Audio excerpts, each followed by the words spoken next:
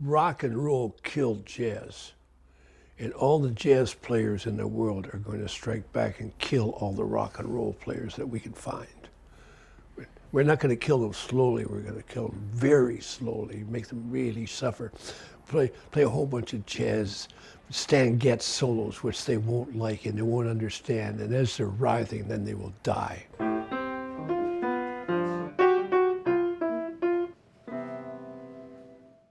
I'm Gerry.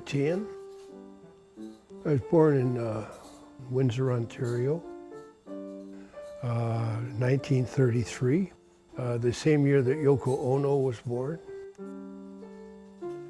I'm 85.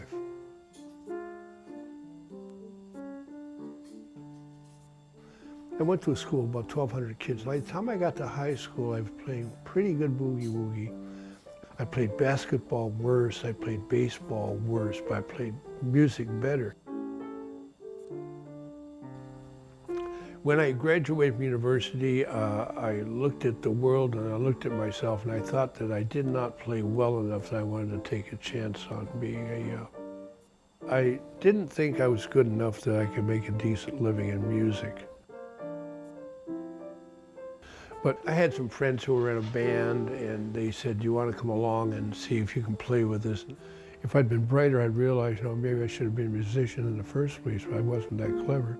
But music was the forte. Like every time I turned around, I discovered I was doing music again.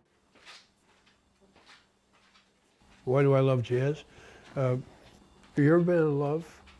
You don't choose to be in love, you discover that you are in love. Somebody asked Louis Armstrong, how would you define jazz? And Louis said, well, if you have to define it, you'll never understand it, which is, for me, true. But when you hit the stage, it's suddenly like La La Land. It's, here I am, I'm a star.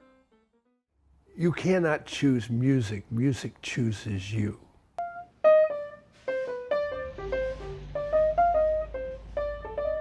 The Patricia Hotel was kind of the answer to my prayer. I had always dreamed about living close to a jazz club, being able to walk to a jazz club. And sometimes you meet some really interesting people as you walk in and walk out in front of the Patricia.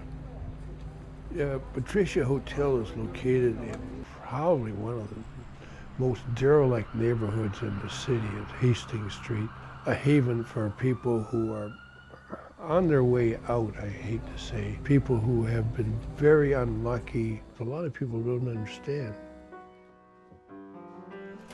So we've been going to the Patricia Hotel on a pretty regular basis for most of the last 5 or 6 years. There's other jazz in town, but the Patricia is so easy.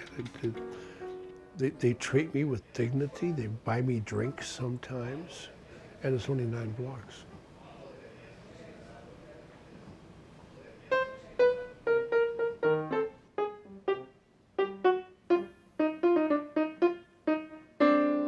The problem with being a jazz musician is that I think it's called the dumbing down.